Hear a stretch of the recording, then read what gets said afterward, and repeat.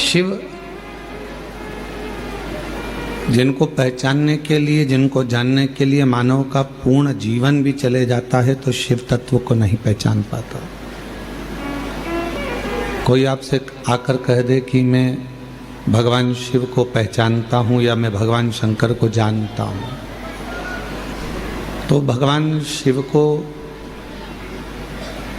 संत हो, साधु हो, सन्यासी हो, तपस्वी हो, साधक हो, उपासक हो, महात्मा हो, कोई नहीं जान सकता।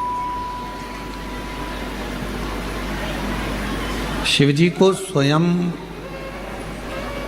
भगवान देवादिदेव महादेव को स्वयं परमात्मा भी जानने का प्रयास करते हैं तो नहीं जान पाते।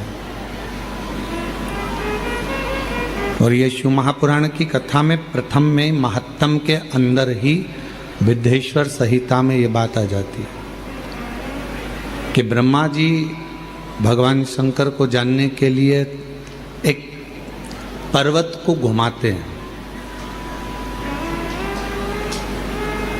अग्नि का खंभ प्रकट हो जाता है तो भी ब्रह्मदेव पहचान नहीं पाते हैं कि ये शिव है। यदि कोई कहे आपसे कि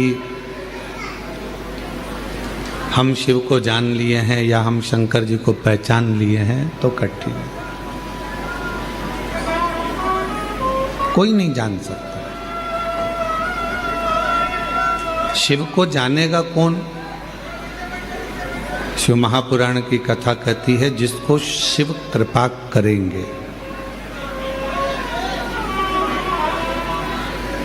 भगवान शंकर जिस पर करुणा करेंगे।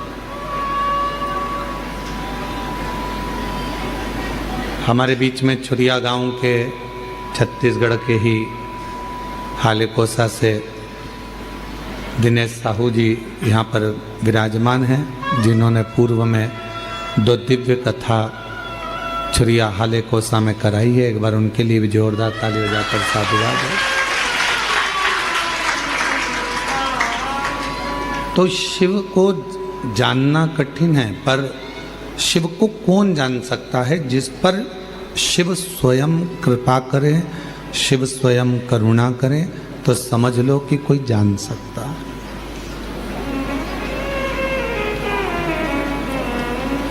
वन क्षेत्र में जब पांडव जा रहे थे वन के अंदर, तो भीम ने युधिष्ठिर से पूछा था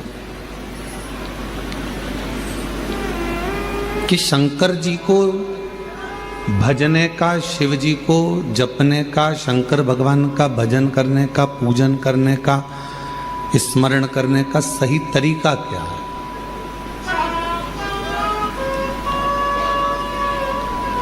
और हम निवेदन करेंगे कि जितने भी शिव भक्त आस्था चैनल पर कथा सुन रहे हैं और जितने फेसबुक यूट्यूब पर सुन रहे हो, चाहे जितने बाबा कंकर शंकर की भूमि पर कुबेरेश्वर धाम पर कथा सुन रहे हो, तो इस बात को आप भी बड़े ध्यान से सुनिएगा।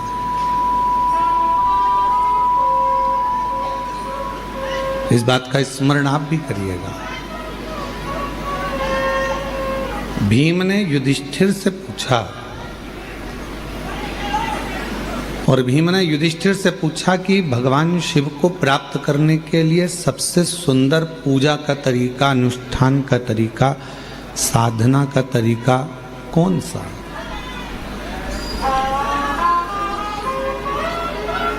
कोई एक तरीका ऐसा बता दो जिससे हम पूजन कर ले, अनुष्ठान कर लें, साधना कर लें। मेरी जीजियों, मेरे जीजाओं, पूजन के बहुत विधान हैं।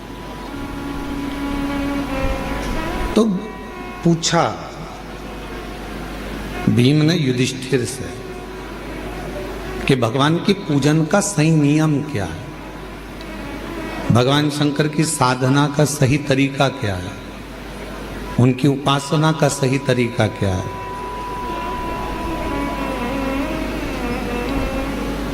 हम आपको बोले कि शिव जी को 1 लोटा जल चढ़ाओ, फिर ऐसा दूध चढ़ाना, फिर दूध के बाद जल चढ़ाना, जल के बाद फिर दही चढ़ाना, दही के बाद जल चढ़ाना, फिर आप मधु चढ़ाना, मधु के बाद फिर जल चढ़ाना, फिर आप शहद के बाद में घृत चढ़ाना, घृत के बाद फिर आप जल चढ़ाना, फिर आप शक्कर चढ़ाना, फिर उसके बाद जल चढ़ाना, सब नियम।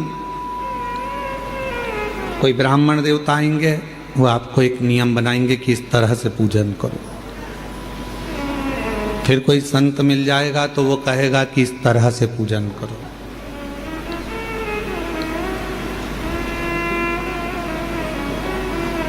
फिर कोई महात्मा मिलेंगे, वो कहेंगे इस तरह से पूजन करो। पर वही बात भीम ने युधिष्ठिर से पूछी कि पूजन का नियम क्या है, हम भगवान शंकर की पूजन कैसे करें, हम भगवान शंकर की आराधना साधना कैसे करें, क्या नियम हो सकता है। अब यहां जितनी माताएं बैठी हैं, हम एक एक को खड़ा करके पूछे हैं कि तुम बताओ कि शिव जी की पूजन का नियम क्या है, तो हम दामोदर प्रसाद जी से पूछेंगे, वो अलग नियम बताएंगे। उनके बेटे से पूछेंगे तो वो अलग नियम बताएंगे। बहू से पूछेंगे, वो अलग नियम बताएंगे। बोलो सही है कि गलत है। जितने मेरे बाहर जीजियाँ बैठी हैं, जीजा बैठे हैं, जितनी माताएं बैठी हैं, जितने बच्चे बैठे हैं, उनसे पूछेंगे क्यों शिव जी के मंदिर जाते हो, हाँ क्या नियम से पूजन करते हो, तो कहेंगे हम झाड़ू लगा देते हैं, पोछा लगा देते हैं, जल चढ़ाते हैं, बेलपत्र चढ़ाते हैं, ये करते हैं, वो करते हैं। सबका अपना अपना नियम है, सब अपना नियम बता। भीम ने भी युधिष्ठिर से पूछा कि शिव पूजन का नियम क्या है।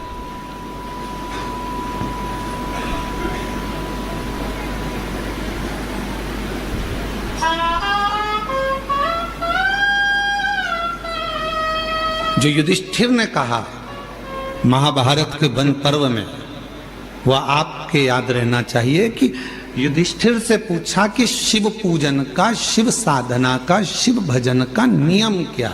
तो युधिष्ठिर ने कहा, भीम मन साफ हो, दृष्टि साफ हो, हृदय साफ हो, और तुम किसी भी तरह से शिव को एक लोटा जल चढ़ाओगे तो शिव स्वीकार कर लेगा। उसमें बड़ा नियम कर कर हम भगवान को नहीं पा सकते। बहुत बड़ी साधना कर कर कलिकाल, कलयुग में, इस घोर कलयुग में कौन नियम धारण करेगा, कौन कितने लंबे व्रत करेगा, कौन कितना साधना करेगा, बड़ा कठिन हो जाता। कौन नियम धारण कर सकता है, कौन साधना कर सकता है। इस घोर कलयुग में तो कोई बड़ा से बड़ा बाबा जोगी भी आकर कह देना कि हम इतनी साधना करते हैं, तो शिव पुराण कहती है बड़ा मुश्किल है जी। तुलसी बाबा ने तो एक ही लाइन में सबको, पूरे को तुलसीदास बाबा ने एक ही लाइन में सबको समेट दिया, कलयुग केवल नाम आधारा, सुमर सुमर नर उतर ही पारा। तुलसीदास बाबा को मालूम था कलयुग में बहुत सारे साधन बताएंगे, कोई इधर से आएगा ये बताएगा, कोई उधर से आएगा वो बताएगा, कोई कहेगा इसको भजो, कोई कहेगा उसको भजो, कोई कहेगा ऐसा करो, कोई कहेगा वैसा करो। तो तुलसीदास जी ने लिख दिया कि कलयुग केवल नाम धारा और सुमर सुमर नर उतर ही पारा। तुलसी बाबा ने कह दिया कि नाम की आधारशिला रखो, तुम राम भजो, कृष्ण भजो, शिव भजो, जगदम्बा भजो, दत्त भजो, तुम्हारी मर्जी पड़े वो भजो, पर भजो, तुम्हारा भगवान का मंत्र जाप, नाम जाप भजो, जपो।